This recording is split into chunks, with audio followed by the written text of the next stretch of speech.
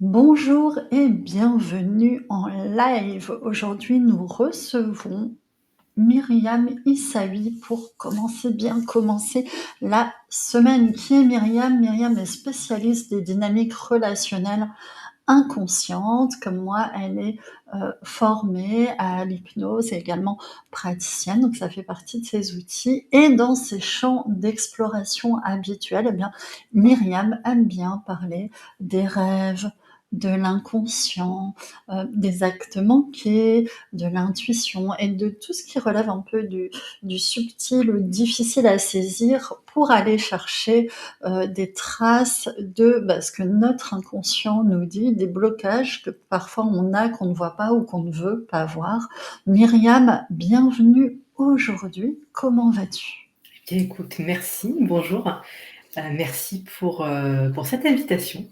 J'avais vraiment hâte d'y être et écoute, les rêves, oui, un sujet, extrêmement passionnant et quand j'en parle, ça ne peut qu'aller bien pour être tout à fait honnête avec toi. Je suis une vraie passionnée, donc Mmh. hâte de pouvoir, partager tout ça avec toi et avec les personnes qui nous regarderont aujourd'hui, sur, nos différents réseaux. Mmh. Alors je précise que Myriam m'a contactée suite à un petit live avec Christelle Rubinel sur les impacts de la sexualité sur l'entrepreneuriat et de l'entrepreneuriat sur la sexualité. Voilà, suite à ce petit live, tu m'as fait un petit message pour me dire tiens, c'est un thème qui n'est pas souvent abordé, c'est intéressant, etc. Et c'est en discutant qu'on s'est dit que ça pourrait être intéressant de faire un live puisqu'on a des audiences qui sont à la fois similaires et compatibles.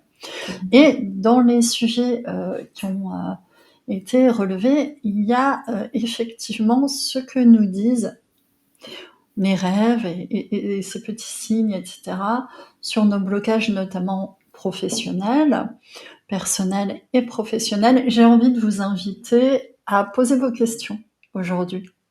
À Myriam, à moi, on a des pratiques toutes les deux qui sont peut-être pas tout à fait les mêmes. Je vois les premières personnes qui arrivent. Salut Dry.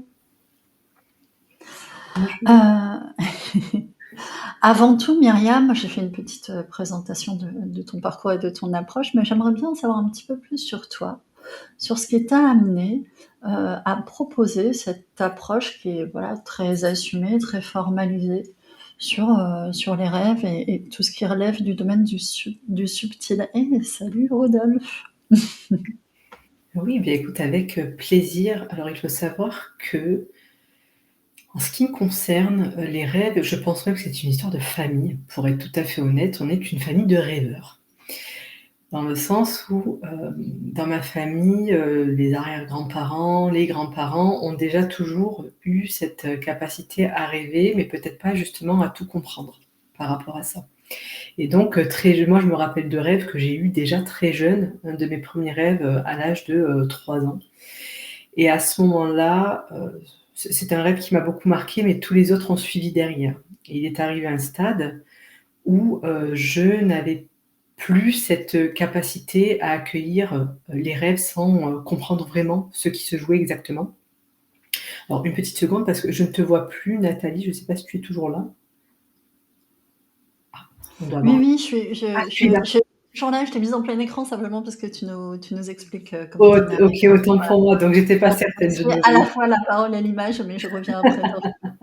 Donc les rêves pendant des années ont pris beaucoup de place parce que je pense qu'il n'y a pas, une seule nuit où je ne me souviens pas de mes rêves. Sauf qu'il est arrivé un certain âge où ils ont commencé à être un petit peu plus parlants et où j'ai eu besoin de les comprendre. Donc j'ai été moi-même accompagnée, sur le sujet par une, psychothérapeute qui elle-même, a beaucoup étudié la science des rêves, mais à travers les différentes cultures, les différentes religions, les différentes traditions. Et ce qui moi était prenant pour moi, c'était vraiment d'avoir, cette impression que lorsque je rêvais d'une chose, étrangement quelque chose se produisait après. D'accord?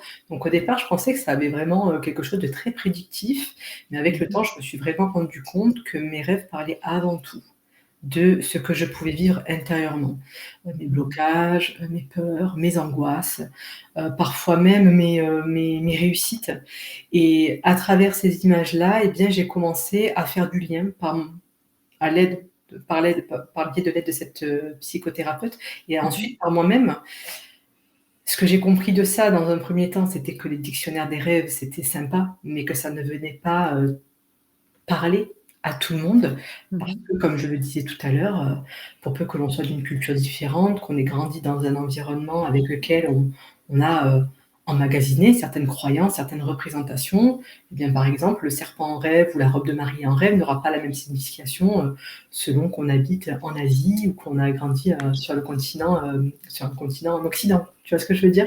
Ouais, la symbolique universelle des rêves ne fonctionne, pas Ouais, toujours et la dimension culturelle et de sa propre symbolique personnelle tout à est, fait, prégnante.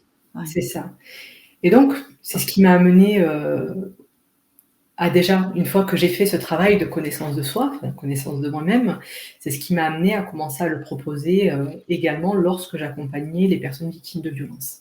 Mmh.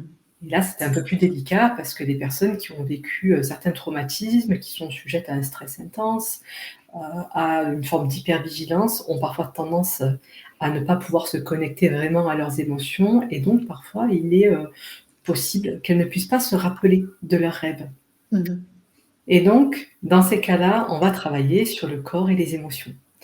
Parce que même si les personnes ne se rappellent pas de leurs rêves, eh bien, si elles y prêtent attention au réveil, il y a souvent une émotion Mmh. qui est là les premières secondes et qui est très importante à relever parce qu'elle en dit souvent plus sur ce que l'on vit intérieurement, que parfois même, le rêve en lui-même. Donc quand on n'arrive pas à se souvenir de son rêve, on se réveille et hop, on a une émotion et on note? Ouais, Comment c'est super comment on important de procède? pouvoir noter. Mmh. Pendant des années, moi, je me réveillais en pleine nuit, j'avais un dictaphone, je parlais parce qu'allumer la lumière et puis devoir écrire était un peu, compliqué, Mmh. pour moi parce que ça me cassait quand même le sommeil Ouais. et donc le fait de pouvoir soit dicter sur mon dictaphone ou d'avoir effectivement au réveil, lorsque je m'en souvenais, tout de suite un carnet et noter m'a beaucoup aidée. Mmh mh. Parce que, pour les personnes qui rêvent et qui, essayent de s'en souvenir, vous vous rendrez peut-être compte, qu'au cours de la journée, il y a des éléments qui nous échappent et très vite, les premières secondes, du réveil, heu, dès les premières secondes, il y a déjà des éléments qui ont disparu. On ne peut pas se rappeler, du rêve en entier. D'accord? Ouais. Donc c'est vraiment important de pouvoir les noter et Mmh. j'irai même plus loin, c'est important de se conditionner à bien rêver. Mmh, intéressant. Est-ce que tu peux nous en dire plus? Bien rêver. Bien rêver, c'est-à-dire se mettre en état avant de dormir, c'est-à-dire que je vois pas mal de personnes dans mes accompagnements et ça, je le vois aussi chez les professionnels que Mmh mh. j'accompagne. Après une journée de travail qui a été, bien chargée, bien dense, on rentre Mmh. à la maison, parfois il y a une vie familiale dont, voilà, il faut tenir compte aussi, donc on s'occupe, bah, Mmh. du quotidien et puis on a le temps de prendre une douche, de dîner le soir et Mmh. puis on passe, sur un écran, d'autres continuent à travailler avant de se coucher. Et puis on passe d'une tâche au sommeil sans avoir préparé justement cette étape qui est super importante, parce qu'il est vraiment nécessaire d'avoir un sas de décompression entre les 2 pour pouvoir déjà, Mmh. heu, accueillir ce qui a été vécu durant la journée et se Mmh mh. préparer vers, je dirais, le monde onirique qui Mmh. lui va justement, si on est dans un état de stress, bah, faire remonter le stress à travers les émotions, les tensions dans le corps et les images vues en rêve également. Alors Mmh. que lorsqu'on traite l'information avant d'aller se coucher, lorsqu'on fait, je sais pas, même, une thérapie, de la détente, de la cohérence cardiaque, un peu de méditation, Mmh mh. un retour à soi, j'ai remarqué dans mes accompagnements que les personnes me disaient qu'elles étaient plus apaisées. Ça ne va Mmh. pas forcément régler le problème qu'elles vivent au travail ou ailleurs, mais en tout Mmh. cas la qualité du sommeil s'en trouve quand même améliorée. Et quand on dort mieux, on va mieux globalement, on se Complètement. ressource mieux. Mmh. Le cerveau fait mieux son travail la nuit de tri de l'information, de nettoyage, de structuration des choses. Donc tout ça, est très important. Donc je vous rappelle qu'on a, une petite heure maintenant, 50 minutes avec Myriam. Donc si vous avez des questions concernant les rêves, et puis aussi la dimension intuitive et cetera, posez-les. On a déjà compris que c'est important d'avoir un petit sas entre la journée et le moment du sommeil. Est-ce que c'est vrai qu'il y a des gens qui rêvent pas? Parce que moi, à chaque fois que quelqu'un me dit: je ne rêve pas. Je dis non, c'est que tu ne te souviens pas de tes rêves, tout le monde rêve. Est-ce que j'ai raison ou pas? Alors effectivement, hein, là aujourd'hui, moi comme je te l'ai dit, ne serait-ce que le fait d'avoir cette émotion au réveil, vient dire qu'il s'est passé quelque chose devant la nuit, durant la nuit et même dans les fameuses neurosciences, il y a quand même une activité, cérébrale très importante, même si les personnes, au réveil, ne s'en rappellent pas. Maintenant, comme je le disais tout à l'heure, les causes sont multiples. Pour que la personne soit effectivement, stressée, pour peu qu'il y ait des traumatismes, pour peu qu'il y ait, de l'anxiété, parfois même des traitements, des personnes qui peuvent être sous traitement pour X, ou Y, raisons ou diverses pathologies ou maladies. Parfois, certains traitements peuvent altérer la qualité du sommeil et donc, avoir une incidence sur l'apparition, de rêves ou pas, Mmh. durant la nuit. Donc, mais en tout cas, tout le monde rêve effectivement, mais tout le monde ne Mmh. s'en rappelle pas. Et ce que je peux dire, c'est que, la capacité à entrer en contact avec soi-même Mmh. va permettre à un moment donné de libérer cette Mmh. capacité à recevoir, les rêves. Mmh. Impact des somnifères, impact des drogues, même dites douces. Oui. Tu as observé quoi, toi, dans ta pratique? Alors moi, si tu veux, en tant que conseillère conjugale et familiale de formation, et Mmh. hypnothérapeute, je n'ai pas travaillé sur des addictions telles que celle-ci. C'est-à-dire que si les personnes, ont des addictions telles que la drogue ou l'alcool, heu, Mmh. ça je le laisse, aux personnes qui vont être, aptes à les accompagner. Mais en tout cas, quand elles peuvent venir me voir après, une fois que tout le travail nécessaire a été fait en amont, j'ai remarqué effectivement qu'il y avait cette capacité à se rappeler des rêves. Au départ, les personnes me disent: «C'est très flou. Les rêves ne veulent rien dire. Je ne comprends pas, ça n'a ni queue ni tête». Parfois même, ce sont les cauchemars. Parce que, on reçoit un tas d'informations et comme je l'ai dit tout à l'heure, quand on n'a pas suffisamment de connaissance de soi, quand émotionnellement on est bousculé dans son quotidien, dans sa vie, l'inconscient va le retraduire d'une certaine manière. C'est-à-dire que les rêves ont cette fonction, de régulation. C'est-à-dire que tout ce qui a été difficile et lourd à porter durant la journée, le rêve va le mettre en avant. Parfois, l'inconscient, à travers les rêves, va venir dans la récurrence de certains scénarios, dans, l'apparition de certains symboles ou de certaines images, va venir appuyer, ou mettre en lumière un blocage présent depuis longtemps que la personne n'a pas pris le temps de traiter non plus. Et parfois, et c'est peut-être là, que certaines personnes, freinent un petit peu et pourraient se dire: «Mais c'est un petit peu mystique, c'est un petit peu particulier». Ce que j'ai pu voir, dans mes propres rêves et dans les rêves que j'accompagne, heu, certaines personnes ont cette capacité maintenant à travers leurs rêves à, je dirais pas anticiper, mais à percevoir quelque chose qui n'est pas encore arrivé. D'accord? Je ne t'entends pas. Excuse-moi, tu n'as pas le micro, je pense. Ouais, je disais, c'est la dimension intuitive, Ouais. du rêve, hein. On a compris des choses qu'on ne sait pas encore, avouées, formulées, dit et les rêves parlent. On Mmh. commence à avoir nos premières, questions et remarques. OK. On a Eva qui dit: «Parfois je suis persuadée de l'avoir vécu tellement c'était réel, mais c'était juste dans mon rêve». Donc cette espèce de moment où il y a une petite Mmh. confusion entre, rêve et réalité, tu vois? Ce sas, on est dans une forme d'état de conscience modifié, demi-sommeil. Mmh. Alors, ce que je peux dire à Eva, bonjour Eva et merci pour, votre contribution, Mmh mh. c'est que vous l'avez peut-être remarqué et d'ailleurs, ne serait-ce que quand on fait un cauchemar, quand on se réveille complètement paniqué, Mmh mh. les émotions en rêve ont tendance à être souvent exacerbées. Mmh. Que ce soit dans la peur, que ce soit dans la joie, que ce soit dans l'amour, il arrive que l'on ait des rêves qui viennent, appuyer sur ces sentiments-là et je ne sais pas si vous l'avez remarqué, mais finalement, quand certaines choses arrivent dans la vie ou même quand on a peur dans la vie, éveillée, on a rarement la même sensation que celle qu'on a eue en rêve et c'est pour ça qu'on peut avoir l'impression que la chose était réelle. OK? Alors après, ce qui est important de faire dans ces cas-là, quand l'émotion prend le dessus, bah, c'est déjà de la noter. Quelle émotion m'a traversée à ce moment-là? et faire le lien avec ce qui se passe dans la vie, de tous les jours. Pourquoi je dis que c'est important? Je vais vous donner un exemple. Ça, je pense que ça sera beaucoup plus parlant. Quand je reçois certaines personnes qui me disent: «J'ai eu peur, je me suis réveillée très angoissée». Là, c'était une personne qui me dit: «Myriam, dans mon rêve, je passe mon temps à classer des dossiers et puis quand j'ai fini, je me rends compte que je dois les reclasser parce qu'ils ne sont pas assez bien classés». Et en fait, cette personne me dit qu'au moins une fois par semaine, elle a ce même type de rêve où elle se voit ranger au bureau, re-ranger, réécrire les mêmes choses. Des fois, elle me dit: «Je me retrouve à faire des lignes comme à l'école, comme si j'étais punie de devoir réécrire». Alors, elle n'arrive pas à lire exactement ce qui est écrit, mais il y a en tout cas cet effet de répétition dans les tâches.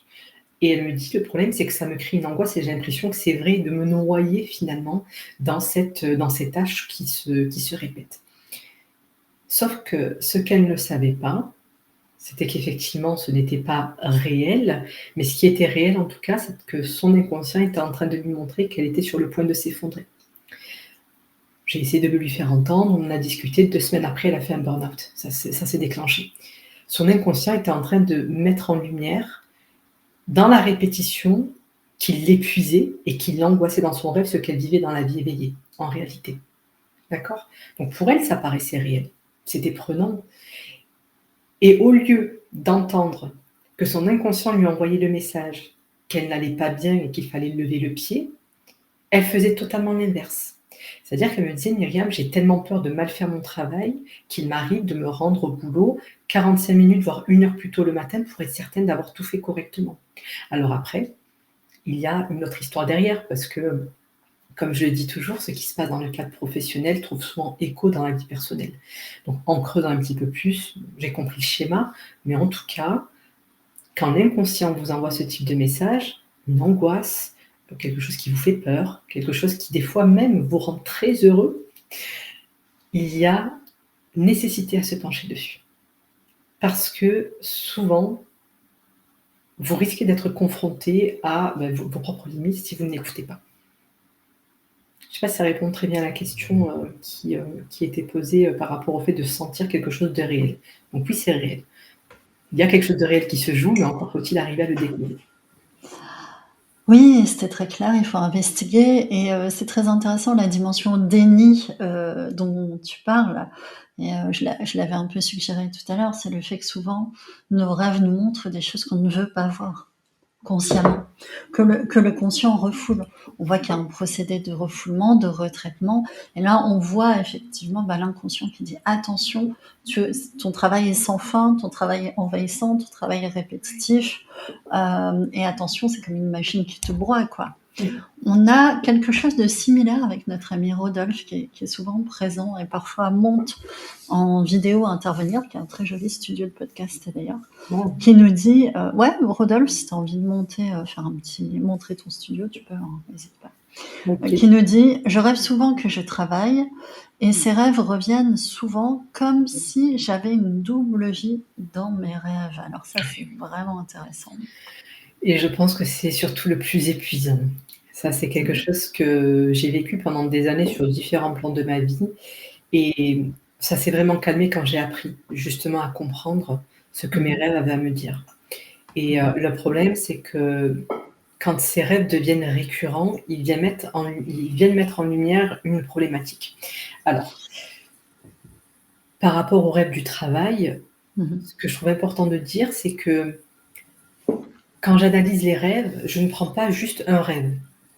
Ça s'inscrit souvent dans une série. Pourquoi? Parce que souvent, quand les personnes pensent parler de leur travail, elles sont enfin, le rêve est en train de leur montrer ce qui se joue dans la vie personnelle. C'est juste que, par exemple, je vais vous donner un exemple. Si par exemple vous rêvez que vous travaillez énormément, il se peut que vous soyez épanoui dans votre travail, mais que vous ayez l'impression de porter une charge énorme à la maison.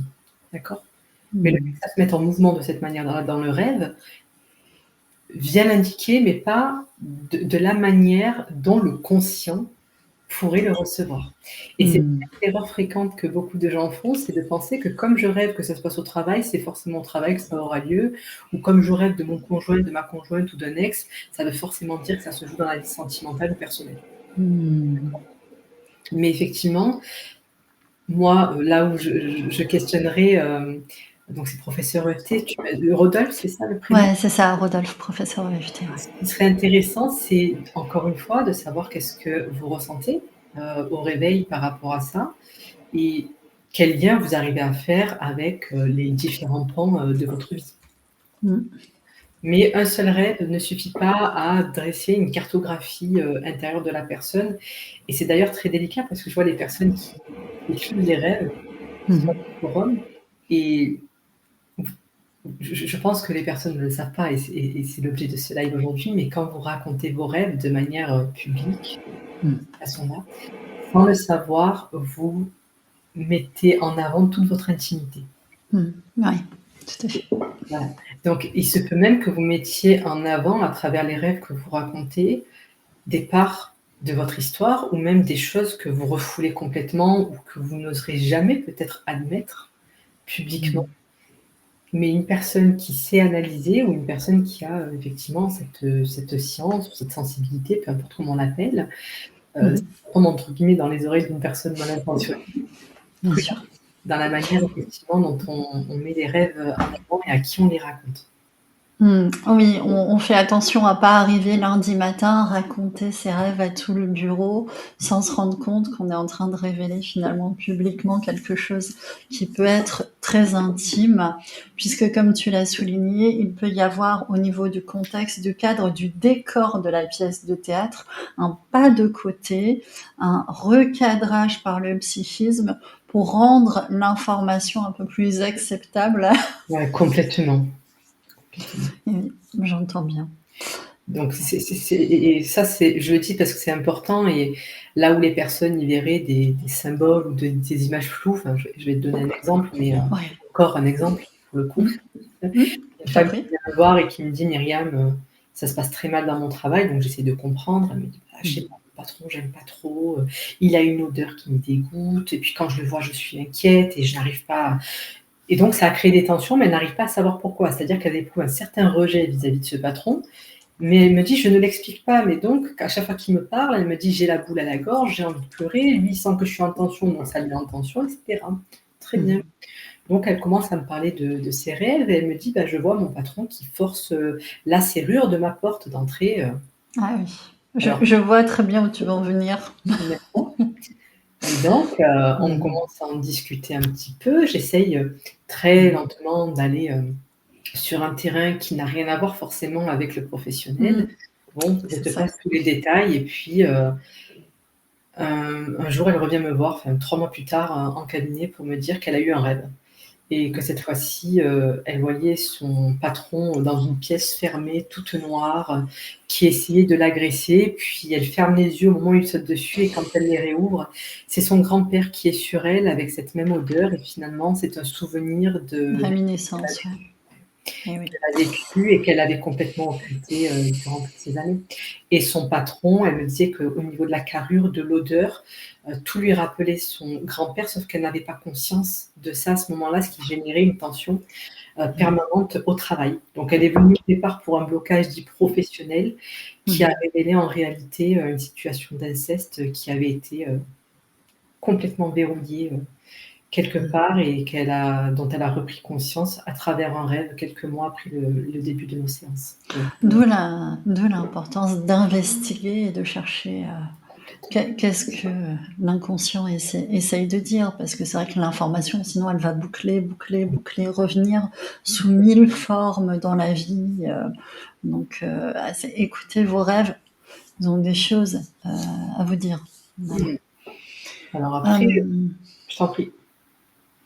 oh moi j'allais passer à une autre question, mais si tu veux Vas-y. ajouter quelque chose, vas-y, vas-y. On peut y aller. Donc on a, Oléandre 21 qui nous dit: «Mes rêves sont très souvent en lien avec la réalité de la journée». Oui. Alors, je me permets et puis si tu veux, tu peux compléter. Oui. Les rêves, c'est aussi une fonction de retraitement, hein, de l'information, vécue, mémorisée, des émotions et cetera. Donc ça a une vraie fonction, cérébrale. Les gens qui disent: «On ne sait pas à quoi servent les rêves» et cetera, non, c'est faux, hein. Aujourd'hui, en neuro, on sait très bien, peut-être pas toutes les fonctions, mais une bonne partie des fonctions. Donc c'est normal quand on vit un truc en journée, de le revivre un peu la nuit. D'où aussi l'intérêt, et ça, des fois, je travaille un peu ça avec mes enfants et tout, de, avant de dormir, se mettre un peu des trucs un peu sympas dans l'esprit, tu vois, lire un roman, ou on voyage, on vit des trucs chouettes et tout, parce que c'est aussi se donner l'opportunité de vivre des chouettes choses dans le sommeil, ou alors faire un petit exercice avant de s'endormir, où on visualise des choses qu'on a un peu envie de vivre dans le sommeil. Des fois, je fais ça avec les enfants quand ils sont un peu énervés, tout ça. Je leur dis, mais écoute, tu fais comme si tu dormais, et puis tu penses à des choses sympas que tu as envie de vivre et tout, et tu vas voir ton rêve, il va peut-être prendre le relais. Et voilà, donc on rejoue. Ou des choses très lointaines, ou des choses très proches. Donc c'est normal en fait d'avoir des rêves en lien avec... Oui, tout à fait. Et puis tu dis quelque chose d'important, hein, quand tu mets en avant le fait de mettre des choses sympas le soir, enfin en tout cas de se faire du bien finalement. Parce que dans un monde aujourd'hui ultra connecté, où on est accaparé par tout et par tout le monde, comme je disais tout à l'heure, le retour à soi peut être extrêmement compliqué. Et je me suis aperçue moi-même que les périodes durant lesquelles j'étais très prise par le travail, et parfois je peux arriver à bosser jusqu'à 1h du matin, puis au bout d'un moment j'en peux plus, je ferme et je saute dans mon lit. Soit effectivement je n'arrivais pas à me rappeler de mes rêves, mais que les émotions étaient quand même au réveil assez prenantes, soit que je faisais beaucoup de cauchemars. Pourquoi? Parce que je n'ai pas eu le temps mon cerveau n'a pas eu le temps de traiter l'information, n'a pas eu le temps d'avoir un petit temps de repos pour lui-même avant de passer à autre chose. Donc oui, préparer le sommeil, et ça demande à apprendre aussi à se déconnecter. Les gens disent: «Bah, je finis le travail à 18h», mais à 20h, certains consultent encore leurs mails, et certains consultent encore, voilà, continuent un dossier parce qu'au moins ils n'auraient pas à le faire demain. Donc c'est compliqué effectivement de décrocher et de se donner ce temps. Et c'est là que notre échange d'aujourd'hui est important, pour que les gens prennent conscience, en fait, du fait que leur pratique va impacter et la qualité et la nature de leur sommeil. On peut mal dormir en étant crispé, et ça génère, d'ailleurs ça je le vois parce que j'ai eu des consultes là-dessus, des réveils nocturnes de gens qui s'endormaient tendus, pas bien relaxés, tu vois, mais physiquement ils s'endormaient crispés, d'épuisement mais crispés. Et donc ça génère un sommeil de moins bonne qualité, moins profond, moins réparateur, et des réveils nocturnes aussi. J'ai vu ça, et c'est problématique, parce que qui dit sommeil de mauvaise qualité et plus de réveils nocturnes dit moins de repos, dit moins en état également le lendemain d'avoir une bonne journée, d'être performant, etc. Alors que quand on a bien dormi, on voit bien que tous nos processus biologiques vont mieux, tous nos processus mentaux fonctionnent mieux. Donc bien dormir, c'est hyper important aussi pour la qualité de son travail. Alors voilà, relire ses mails avant dodo, on évite. On évite aussi l'information continue hyper anxiogène, la guerre, les machins, les trucs. Ok, l'actu, je suis d'accord, c'est important, mais se bourrer le citron à longueur de journée et le soir avant de dormir d'informations anxiogènes, ça vous condamne un peu à un sommeil de très mauvaise qualité. Vous avez l'impression d'être informé, et en fait, c'est vraiment toxique. Complètement, complètement. Et en tout cas, moi ce que je trouve intéressant, et notamment dans le cadre professionnel, comme je disais tout à l'heure, c'est tout ce lien qui se fait avec la vie privée et la vie pro. Et je ne sais pas si ça vous intéresse qu'on parle un petit peu de ces rêves qui reviennent de manière assez récurrente chez les professionnels. Carrément. Ouais, ça te dit? Alors, je sais pas de ton côté si les personnes t'en racontent un petit peu. Mais en tout cas, moi, ce qui revient, c'est les rêves de nudité, le fait d'être nu devant tout le monde. Alors ça, j'ai eu fait quand j'étais à l'école, quand j'étais enfant. Ouais, de me rendre compte à un moment donné que j'étais dans un cours de récréation, et mon Dieu, mais j'étais plus habillée, quoi. C'est un truc... ouais. Alors, je T'en vais as pas te d'autres? poser de questions perso, mais c'est vrai que ça Non. peut souvent mettre en lumière ce Des genre de trucs, ouais. choses-là, Ok. un malaise. Alors moi, ce que j'ai remarqué chez les Oh, professionnels que certainement. j'accompagne, c'est le fait d'être nu et d'avoir honte et d'être gêné vient parler parfois de l'incapacité à poser des limites dans le cadre professionnel. Ça va également venir parler de certaines choses que l'on pensait pouvoir masquer ou cacher, et qui sont finalement parfois révélés au grand jour. Ça peut être une attitude discutable, un projet sur lequel, l'attitude n'a pas été forcément, le positionnement n'a pas forcément été, des plus corrects ou le bon, si on peut dire ça comme ça. Et ce que j'ai remarqué chez les professionnels qui rêvent justement de nudité ou des fois, c'est tout bête, mais nudité dans les toilettes, tu sais, elles n'arrivent pas à fermer la porte des toilettes, il y a tout le monde qui passe devant, enfin, c'est des choses Mmh. qui reviennent assez souvent OK. et dans ces rêves-là, ça vient notamment parler d'une forme d'exclusion. Moi, c'est ce que j'ai repéré dans les accompagnements. C'est que les personnes ont après ça, se sentent exclues du groupe, font face à des tensions et souvent des humiliations. C'est-à-dire que la honte ressentie en rêve, se manifeste effectivement dans la vie, éveillée, après. Alors là, Mmh. pour le coup, ça n'a pas forcément un caractère dit prédictif, dans la Mmh. mesure où bien souvent, la personne qui vit de nudité, qui rêve pardon, de nudité, et Mmh. dont elle a honte en rêve, est déjà consciente qu'il y a des tensions autour d'elle. Mmh. Donc en fait, le rêve vient juste mettre en lumière une forme de continuité en fait dans le processus s'il n'est pas traité. Mmh. Ensuite, il y a des rêves de chute. Le fait de chuter, de tomber d'une Ouais. falaise, de voilà, d'être, c'est quelque chose Mmh. que tu as déjà vécu toi-même? Alors attends, je vais revenir à l'écran. Oui, pas de manière récurrente. Je sais qu'il y a des gens chez qui c'est récurrent, le vertige, la chute. Mmh. Après j'avais lu des choses, sur, les chutes, les vertiges, ça peut être lié aussi à des, comment dire? Des choses biologiques et physiques Oui. dans la nuit, comme des apnées du sommeil, des choses comme ça. Tu Alors, confirmes?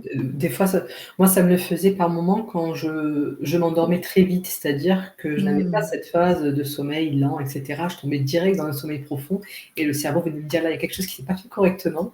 Donc je me Mmh. retrouvais à me réveiller comme si j'avais fait un cauchemar et avoir cette sensation de chuter. Mais parfois, lorsqu'en tout cas cela s'inscrit dans un rêve, fait durant le sommeil, notamment paradoxal, Mmh hem, mh. on moi, je constate qu'il y a, la chute onirique vient souvent parler, alors je n'aime pas, calquer, des symboliques, hein, toutes faites. Je parle en général de ce que je vois dans les accompagnements, mais parfois ça se recoupe, peu importe, la personne que j'ai en face. Mais effectivement, une il y a souvent cette question de perte, quelque part. C'est-à-dire que, ça peut être une perte d'emploi, ça peut être un projet qui ne se fait pas correctement, ça peut être une perte de prestige, quelque chose en tout cas qui vient, toucher la personne, profondément. C'est-à-dire qu'elle ressent la chute, dans la vie Mmh. réelle. Pas la chute genre je tombe, mais en tout cas, Ouais. psychologiquement, il y a une forme d'effondrement quelque part qui se. Mmh. Ouais. Ça peut arriver, mais encore une fois, cela dépend de l'émotion. Si je Ouais. suis dans le vide et que je me sens en confiance et que je me tombe sur mes 2 pieds à la fin, j'ai envie de dire que là, ça peut effectivement, révéler une nature entreprenante et confiante qui est, capable d'aller, au bout de ses aspirations et de ses projets. OK. Mmh. Et si par contre je tombe parce que, j'ai mis le pied au mauvais endroit et que j'ai peur parce que je sens que je vais mourir, ça vient peut-être parler effectivement de certaines angoisses qu'il serait nécessaire de traiter, dans la vie éveillée, par exemple. Mmh. Et puis, j'ai noté plein de choses parce que je trouvais quand même important, notamment la question des colères refoulées. Mmh. Dans le cadre professionnel, quand on n'est pas bien, parfois on se refuse à prendre la parole parce qu'on a peur de perdre, son travail, parce qu'on a Mmh. peur d'être jugé par les collègues. Et il y a un rêve qui est revenu 2 fois ce mois-ci, alors que ce sont des personnes qui ne se connaissent pas. Donc il y en a Mmh. une qui travaille dans le milieu de l'hôtellerie de luxe et un Mmh. autre qui est, dirigeant, d'une start-up et c'est le volcan. Alors il y en a un pour qui le volcan était en éruption et l'autre qui était en sommeil. OK. C'est surprenant parce que ce sont des personnes qui ne se connaissent pas et de se dire que finalement, voilà, il y a parfois des rêves comme ça que les gens font sans savoir que peut-être que ces symboles-là apparaissent bien plus souvent qu'on ne le croit. Et Mmh. donc chez la personne qui a eu ce rêve où, elle voyait, le volcan exploser, alors effectivement, hein, quand elle me raconte, ça faisait un moment que ça se passait très, très mal avec sa hiérarchie, donc elle avait Mmh. coupé énormément. 3 jours plus tard, elle a explosé. Mais quand je dis exploser, c'est-à-dire qu'elle en est arrivée au stade où ça lui a fait tellement mal qu'elle s'est effondrée après, donc elle a été mise en arrêt pendant un certain temps. puisque, elle n'avait pas forcément régulé cette colère, quand il aurait Mmh. fallu le faire, malheureusement. Ouais. Et puis l'autre, eh bien, lui, c'était, je contiens tout. Je contiens, mais en fait, il me dit: «Oui, mais non, mais moi, ça me dit rien puisque de toute façon, tant que le volcan n'explose pas, tout va bien». Sauf que je lui dis: «Sauf qu'à l'intérieur, il se passe des Mmh. choses, le volcan, hein». Et que parfois les volcans explosent. C'est ça, Ça et par existe l'intérieur. aussi. Donc Ouais. j'ai trouvé ça, très intéressant par rapport à des parcours de vie qui sont quand même relativement différents. Mmh mh. Mais le volcan venait ici exprimer soit une colère, refoulée, contenue, soit Mmh une mh. colère qui, elle, vient, déferler de manière très, très violente, à la fois pour la personne en face, mais surtout envers soi-même. Et je pense que c'est important de retenir ça, c'est-à-dire tout ce qui est, en rêve, la notion de cataclysme, les tsunamis qui se dirigent vers soi, Mmh. toutes ces catastrophes-là viennent souvent parler, mine de rien, de l'intériorité de la personne et de son état émotionnel. Mmh. Donc Super, super intéressant. mmh, Ce que j'en perçois aussi, c'est qu'en fait l'émotion, le vécu est premier et qu'autour de cette émotion et de ce vécu, l'inconscient vient construire un décor, mmh, un scénario qui finalement n'est que l'habillage de quelque chose qui est ressenti et vers lequel, l'esprit, l'inconscient pointe, tu vois? Et ça c'est très intéressant de retirer finalement le décor et de faire une réduction à finalement qu'est-ce qui est, quel est le cœur du message quand on enlève l'intégralité des personnages, des décors, de l'habillage. Que reste-t-il comme, substrat mmh, pur? mmh, mmh. Et là, on commence à comprendre. On a Patrick qui nous dit: «Mon vécu depuis 20 ans, pour me rappeler de mes rêves, j'ai besoin de me dire en m'endormant que je souhaite me les rappeler au réveil». L'intention, c'est bien ça. Moi, j'ai Complètement. joué à ça pour les rêves lucides, pour tout te dire. Cette nuit, je veux faire un rêve lucide, mais là, c'est juste pour se souvenir des rêves le lendemain. Le fameux rêve où on maîtrise, et on dirige un En peu, partie, hein, on essaie en tout plus cas de gérer et ouais. de diriger. Mmh. Mais c'est intéressant effectivement d'avoir l'intention. Mmh. Voilà, d'avoir et parce qu'en ayant l'intention, j'ai conscience qu'il y a des choses qui se passent en moi, j'ai conscience que certaines choses ne me sont pas révélées de Mmh mh. manière, visible, de manière consciente et avoir cette intention justement de vouloir s'en rappeler, c'est aussi finalement, accepter l'idée de regarder une certaine réalité en face. Et ce que j'ai pu, voir au cours de mes accompagnements, c'est que certaines personnes qui ne se rappellent pas de leurs rêves aussi, peuvent avoir cette tendance à se cacher une certaine réalité. Voilà. Donc belle intention, Patrick, Ouais. et là où j'aimerais, aller plus loin, alors, encore une fois, je le dis, hein, et je le précise, les rêves, je vois certaines personnes sur les réseaux sociaux qui l'utilisent comme un outil de divination. Mmh. Prudence, prudence, prudence. Mmh. Pourquoi? Parce que comme beaucoup, de méthodes similaires, le risque est effectivement d'enfermer la personne dans un schéma de dépendance puisque je me positionne en accompagnant qui sait tout et qui Mmh. va donc te dire comment va se passer ta vie dans les prochaines années. Et donc on ne permet pas vraiment à la personne de reprendre la main sur ses ressources intérieures et de pouvoir agir sur elle-même. Et puis surtout, le risque, c'est de faire des interprétations complètement erronées. OK? Mmh. Donc, mais là, ce qui m'amène quand même à devoir dire que parfois certains rêves ne vont pas forcément parler d'une situation passée ou présente. Mmh. Je vais vous donner un exemple à titre professionnel. Il y a 2 ans de ça, je change d'emploi, enfin je change d'emploi, je change plutôt de région, donc entretien d'embauche qui se passe, très, très bien et objectivement, même avec, mes 2 ans de recul sur la situation, rien selon moi, à ce moment-là, ne pouvait laisser présager de ce qui allait se dérouler par la suite. Mais déjà, après ces rendez-vous, donc avec les premiers entretiens, je rêve que je perds toutes mes dents, mais vraiment elles tombent dans mes mains, comme ça. Et dans certaines cultures ou traditions, on dit souvent que la perte de dents est associée à la mort d'un proche, OK? Et ça va permettre de déconstruire un peu le mythe parce que c'est pas toujours, la réalité. Mais en tout cas, à ce moment-là, quand je me réveille, ma situation n'a pas changé. Je sais que je vais déménager, tout se passe pour le mieux et je suis vraiment ravie de ce changement à venir. Et mine de rien, comme j'analyse quand même mes rêves, je sais que les dents chez moi, en tout cas, s'associent à la perte de quelque chose et bien souvent à la perte d'argent, à une perte de vitalité, à une perte d'énergie, parfois à la perte d'un proche. Et en l'occurrence, quand j'arrive 3 mois plus tard, le jour où j'arrive sur le poste, on m'avait menti sur tout. Sur tout. Et je me retrouve, confrontée, à une hiérarchie, extrêmement rigide, malhonnête dans la façon Mmh. d'aborder la problématique et donc s'ensuit un bras de fer qui me mène au tribunal avec eux. Dans la Mmh. foulée, je perds tout, ma stabilité financière, mon appartement, je rentre vivre chez mes parents à 37 ans. 3 mois plus tard, le rêve m'avait annoncé cette perte, Mmh. couplée à la perte de mes cheveux dans le rêve, dans un autre rêve. Mmh. Pourquoi la perte de cheveux, par exemple? Dans certaines on le voit aujourd'hui, on nous dit souvent que de beaux cheveux sont, synonymes de bonne santé et cetera. Mmh. Chez moi, quand j'ai travaillé sur le sujet, j'ai toujours eu des problèmes avec mes cheveux plus jeunes. On se moquait de moi, on me les avait coupés courts parce qu'à l'école, j'avais attrapé des poux. Enfin bref, ça a été un vrai traumatisme pour moi, les cheveux Mmh. d'enfant. Et le jour où j'ai commencé à avoir des cheveux qui me plaisaient, bah, j'avais toujours peur de les perdre. Et donc la perte en rêve se manifestait par la perte de mes cheveux, Mmh. tu vois? Et donc, perte de vitalité, perte d'argent, perte d'énergie, perte de tout ce que tu veux se manifester par les dents et les cheveux. Mmh. Et ça, ce n'était pas forcément quelque chose qui, était prévisi enfin, qui était, en lien avec ce que je vivais actuellement, Mmh. tu vois? Et c'est Ouais, tout à fait.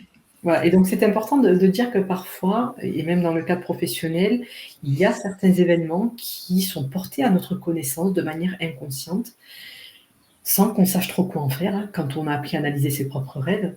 Mmh. Mais, je le dis, Mmh. le rêve ne permet pas de changer la trajectoire de toute une vie. Bien sûr. Moi, ce que je vois dans mes accompagnements, c'est surtout que les messages que l'on reçoit à travers les rêves nous permettent d'appréhender Mmh. le chemin, c'est-à-dire de peut-être le traverser différemment Mmh. qu'on l'aurait fait si on n'y était pas préparé. Très intéressant. Dans ton cas, on peut faire l'hypothèse raisonnablement que tu avais pressenti, que tu avais peut-être par des signaux faibles, que tu ne voulais pas voir ou, ouais, capté que, il y avait des choses bizarres pendant les entretiens ou dans les interactions avant et cetera. C'était pas monté à ta conscience et finalement ça s'est révélé un petit peu plus tard dans un dénouement final, qui a été tout ce mensonge et cette manipulation dans l'entreprise. J'ai synthétisé ton idée précédente par cette petite phrase: «Il faut laisser au rêveur la responsabilité du travail interprétatif». Complètement. Voilà. Complètement. Enfin et c'est là que je trouve ce que je disais tout à l'heure, attention aux personnes qui l'utilisent pour vous poser. Moi, ici, je donne quelques exemples de ce que je vois en séance, mais de mon côté, l'analyse des rêves me sert à questionner avant tout. Je questionne et la personne décide de faire du rapprochement ou non avec, Mmh. ce qu'elle estime être juste pour elle, ce qui lui paraît, hem, cohérent Mmh. dans sa vision des choses et dans ses représentations. D'accord? Mmh. J'ai eu des personnes qui sont venues me voir en me disant: «Myriam, j'ai rompu avec mon ex». Non, non, non, Mmh. on n'est pas là-dedans du tout, on est vraiment dans le questionnement et c'est Ouais, très riche parce que c'est ce qui va permettre par la suite à la personne accompagnée de pouvoir elle-même analyser ses propres rêves plus tard. tout à fait. Puisqu'elle aura appris à faire, du lien sans avoir besoin qu'on lui, dise exactement quelle est la symbolique ou autre.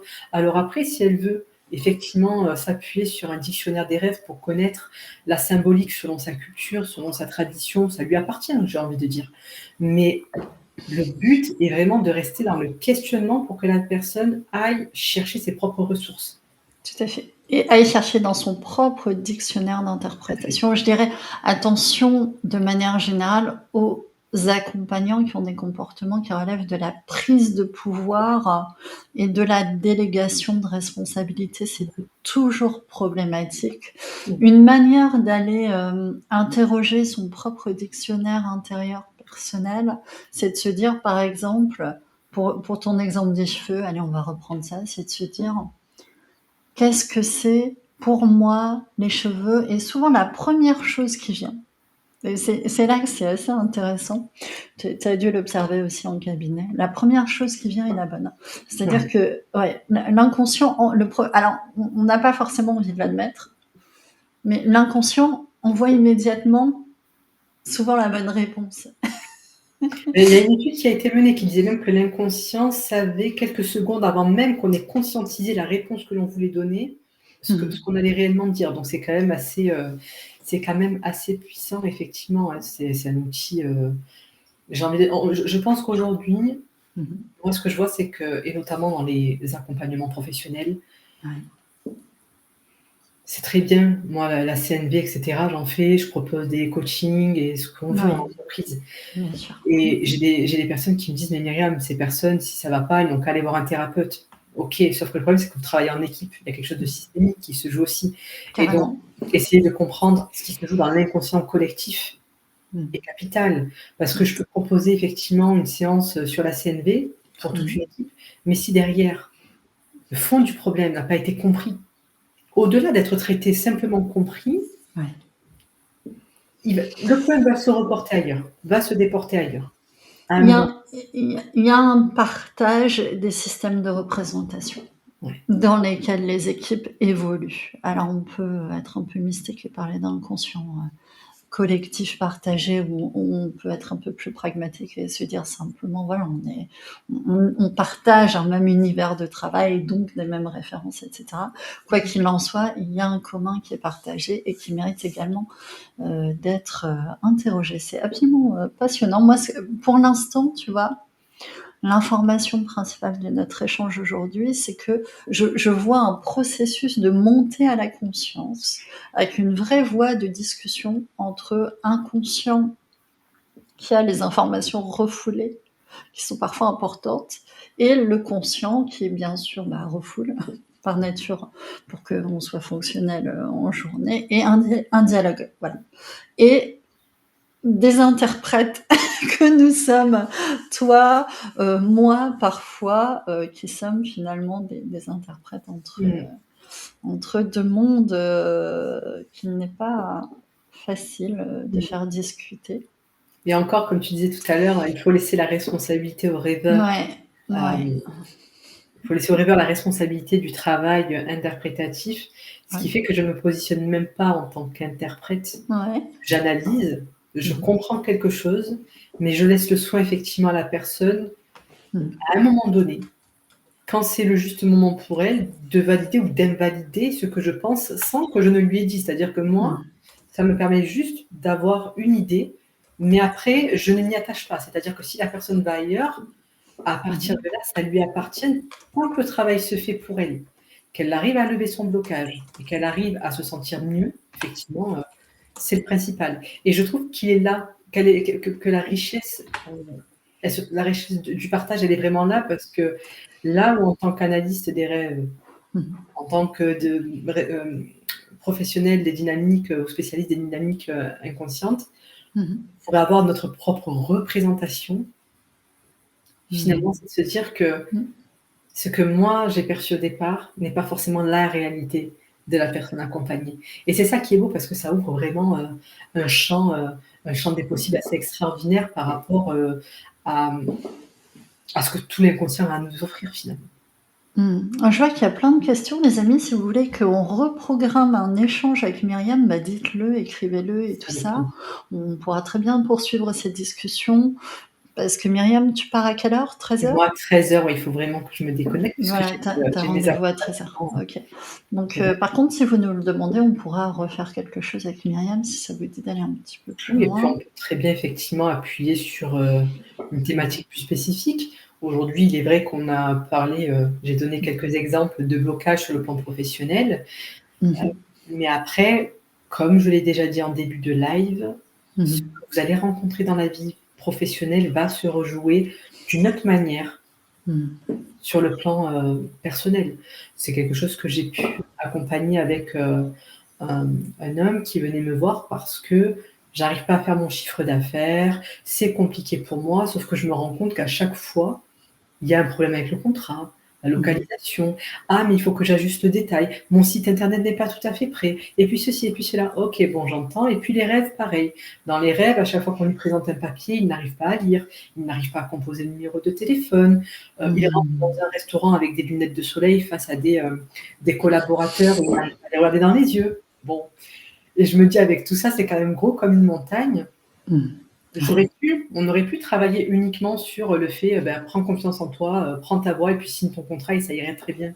Sauf qu'avec le travail qu'on a fait ensemble, eh bien, on s'est rendu compte que cet homme ne se lançait pas, mais pas que sur le plan professionnel, même sur le plan amoureux, parce que petit, il avait cette envie de rendre fier son père qui lui renvoyait systématiquement qu'il n'était qu'un gros nul, quoi qu'il faisait. Donc en réalité, pour lui, signer un contrat, réussir, faire du chiffre, revenait à s'exposer et donc à être vu, potentiellement critiqué, dénigré ou dévalorisé. Oui, il avait un saboteur intérieur qui était son père introjecté, comme on dit, c'est-à-dire la représentation intériorisée du père qui, même s'il n'est plus là, continue à parler, continue à faire ses remarques et tout. Le poids de l'éducation dans nos comportements et dans nos choix est beaucoup, beaucoup plus important que... Vite fait, si t'es OK, je vais balayer un petit peu aussi ce que nous disaient les gens. Tu rebondis si tu le souhaites. Donc, si je savais, dessiner, je ferais des planches de mes rêves car je m'en rappelle parfaitement le matin. Qu'est-ce que tu as à dire sur les gens qui se rappellent très bien de leurs rêves? Eh bien, j'ai envie de dire que c'est une idée que j'ai moi-même eue parce que je me suis toujours dit que je voyais des choses en rêve qui étaient quand même assez extraordinaires. Ouais. Que je n'ai jamais recroisé dans la vie éveillée, ce qui peut être, en tout cas pour moi, extrêmement frustrant. Parce que face à certains décors, paysages ou objets, il y a une forme de fascination et de bien-être qui ne se retrouve pas dans la vie de tous les jours, mais ça vient certainement parler de frustration que je nourris au quotidien et l'inconscient vient à ce moment-là m'apporter une forme de tranquillité pour pallier à ces frustrations. Mais effectivement, s'il y a des dessinateurs par ici qui souhaitent dessiner les rêves, faites-nous signe. Mais oui, se rappeler extrêmement bien des rêves. Alors, il faut savoir qu'on peut rêver de 6 à 20 minutes, des fois jusqu'à 40 minutes par nuit. Donc c'est quand même énorme. Et vous l'aurez remarqué, quand on raconte les rêves, on raconte ce dont on se rappelle, mais comme j'ai dit tout à l'heure, bien souvent, il y a des scènes qui nous échappent, des détails. Et parfois, ces détails vont nous revenir quelques jours après. C'est tout bête, mais il suffit que vous marchiez dans la rue et vous voyez une plume par terre. Ah, mais mince, j'ai rêvé de plume. Ah, mais j'ai rêvé d'une orange. Enfin, voilà. Et c'est ce qui va se passer autour de nous qui va nous rappeler au rêve. Et c'est pour ça que je dis que quand vous avez la possibilité de prendre note et de les garder auprès de vous et de regarder surtout l'évolution. C'est-à-dire que moi, maintenant, j'ai pris l'habitude de les noter et je mets ma petite analyse en dessous. Potentiellement, je pense que ça ou ça, ou qu'il y a tel élément qui devrait être travaillé, ou quelque chose que je devrais lâcher, ou au contraire, si cette personne, je l'ai vue en rêve, peut-être c'est peut-être pas la personne en tant que telle, mais peut-être un détail de sa personnalité qui me renvoie à quelque chose chez moi, dans mon environnement, qui nécessiterait d'être regardé de plus près. Et je vois ce qui se joue dans les jours d'après. Et c'est ça qui est intéressant, parce qu'une fois que tu le fais de cette manière, tu te rends compte, en fait, que toutes les réponses sont sous ton nez, en réalité. Ouais, mais c'est vrai qu'il faut réussir à accepter et tout. Il y a l'ego qui fait barrage, il y a les peurs qui font barrage, c'est tout un travail. Moi, j'aurais envie d'utiliser l'intelligence artificielle, après j'aime bien, perso, pour raconter mes rêves et les mettre en images, tu vois. On a cette possibilité-là aujourd'hui qu'on n'avait pas forcément par le passé et qui peut permettre de matérialiser les choses là où, si on ne sait pas dessiner, ce serait un peu embêtant, etc. Ouais. On va prendre aussi la remarque d'Amical qui nous dit les périodes où le paraître ou le jugement des antagonistes est un point de pression interne. Ah, je crois que tu faisais une réaction à quelque chose qu'on a dit. Ouais, je pense que tu faisais une remarque, du coup je pense pas qu'il y ait de questions vraiment associées. Il y a Oléandre qui nous parle des sensations de déjà-vu. Alors moi j'ai une hypothèse sur les sensations de déjà-vu, où on a vraiment vécu la chose vienne de rêve à mon avis, car c'est vraiment génial quand ça arrive.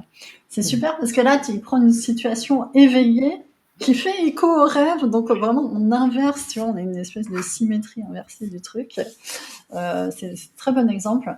Moi, je pense que les sensations de déjà-vu sont tout simplement des reconnaissances inconscientes de structure de situation. Donc, les acteurs sont différents, les décors sont différents, mais la structure de situation et le ressenti qui vient sont similaires suffisamment pour qu'on ait l'impression de reconnaître quelque chose. Qu'en penses-tu? Donc, C'est mon et hypothèse. écoute, tout est valable. Moi, je pense que quand on parle de l'inconscient, il est important de ne nier aucune approche, aucune hypothèse, dans la mesure où ça reviendrait à finalement nier aussi le vécu d'autres personnes. On est des milliards sur Terre, on n'a pas tous la même sensibilité, la même vision des choses, donc c'est vraiment important pour le coup d'avoir ce partage et de s'en enrichir. Comme il nous reste à peu près 4 minutes, il y a quand même une chose sur laquelle on n'a pas trop discuté, c'est les rêves à effet contraire. Ouais, raconte. Oui. J'ai dans mes accompagnements des professionnels, on parlait des volcans, tu sais, tout à l'heure, pour parler de la colère. Ouais. Mais j'ai certaines personnes que j'accompagne qui viennent me voir et qui me disent qu'elles rigolent, qu'elles rient aux éclats dans les rêves, qu'elles ont des gros fous rires. Et ce qu'elles ont pu noter, c'est que quelques jours après, elles explosaient de colère. C'est-à-dire que certains rêves, quand la pression est trop forte à porter dans la vie de tous les jours, quand une émotion déborde littéralement, le rêve va permettre une forme de décompression. C'est-à-dire qu'à travers le rire onirique, la personne décompresse. Sauf que, au bout d'un moment, l'inconscient est aussi en train de dire que là, tu ne peux plus continuer de cette manière et que le rêve à lui seul ne suffira pas à faire redescendre la tension. Et donc, quelques jours après, il y a quelque chose qui lâche chez la personne qui a trop longtemps contenu et ça explose. Pareil chez les personnes que j'accompagne, et ça, c'est honnêtement du 100% chez les personnes que j'ai accompagnées jusqu'à présent. Je ne dis pas que c'est une vérité pour tout le monde, mais les personnes qui pleurent en rêve, qui pleurent voilà, de tristesse, avec les larmes. Et souvent, elles se réveillent en me disant « mais j'avais l'impression que c'était vrai, j'étais triste, j'en pouvais plus quelques secondes après le réveil ». Ce sont des personnes qui, quelques temps après, ont appris une bonne nouvelle ou quelque chose qui les a mis en joie. D'accord. Ce sont des choses qui l'inconscient a mis quelque part, qu'il y avait quelque chose qui arrivait, mais le manifeste d'une différente façon, tout comme... Ça, je le dis, alors on n'est peut-être pas dans le cadre professionnel, mais ça peut avoir un lien aussi. Vous ressentez beaucoup de joie. Alors moi, c'est des personnes qui me disent « Myriam, j'ai rêvé que mon ex était revenu, qu'il me prenait dans ses bras, qu'on était amoureux, mais un amour tellement fort. » Ou des professionnels qui me disent « J'ai eu dans mon rêve le poste que je voulais, j'étais heureux, je sautais de joie. » Eh bien, il y a un décalage qui se fait dans la réalité, c'est-à-dire qu'elles se retrouvent autant déçues en réalité qu'elles n'ont été heureuses dans le rêve en réalité. C'est-à-dire que plus le sentiment d'amour, de joie, de réussite est exacerbé, ou même parfois de bien-être, plus l'inconscient est en réalité en train d'attirer l'attention sur ce qui ne va pas et qui mérite d'être vu dans la vie éveillée. Tu sais ce que ça m'évoque ? Dis-moi. Ce qu'on appelle l'habituation hédonique. En fait, tu sais, quand tu es très heureux, hop, ça devient ta nouvelle normalité. J'ai l'impression qu'il y a un processus de rééquilibrage, comme une espèce de balance, tu vois, quand ça pèse un peu trop d'un côté, hop, l'inconscient, il remet du poids de l'autre côté pour qu'on retrouve tout simplement notre équilibre et ce qu'on appelle un état d'homéostasie, donc une forme d'équilibre, de stabilité intérieure. Ce qui fait que dès qu'on est soumis à une émotion trop forte, même entre guillemets dite positive, étiquetée positive, comme une grande joie, et ben hop, l'inconscient il va venir rééquilibrer avec une grande tristesse pour qu'on, tu vois, un peu comme ça, hop, on retrouve un état de stabilité. Voilà le sentiment que ça me donne, comme quoi il y a vraiment un travail très fort inconscient. C'est intéressant de voir toutes ces fonctions. Moi, je vois plein de fonctions.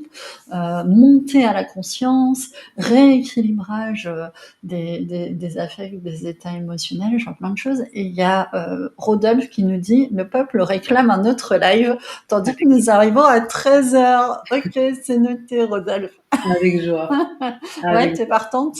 Oui, complètement. Complètement, surtout que, j'ai envie de dire, on apprend toujours un petit peu plus et à travers tes apports, à travers ce que nous racontent, Mmh. les personnes sur le chat, donc moi je suis plus que preneuse quand c'est Eh comme ça. ben, merci beaucoup à tous ceux qui ont participé. Merci beaucoup à toi, Myriam. Merci pour l'invitation, Waouh! Nathalie. Est-ce que je te laisse un petit mot de la fin, conscient ou inconscient? Écoute, moi ce que je pourrais, simplement dire, c'est que quoi que vos rêves vous apportent, même dans des situations qui vous paraissent incongrues, Mmh. écoutez-les parce que les écouter revient à vous écouter vous-même et c'est peut-être le plus beau cadeau que vous puissiez vous faire. Mmh, magnifique. Je pense que c'est un magnifique cadeau que de se donner une chance effectivement de faire monter des choses importantes à la conscience. Merci Myriam, je te dis, bah, à bientôt Avec dans plaisir, ce de cas. toute façon on se réécrit en privé. Bon après-midi à tout le Yes. monde Bon et à très après-midi. vite. Ciao, ciao et bonne semaine. Merci, au revoir tout le monde. Au revoir.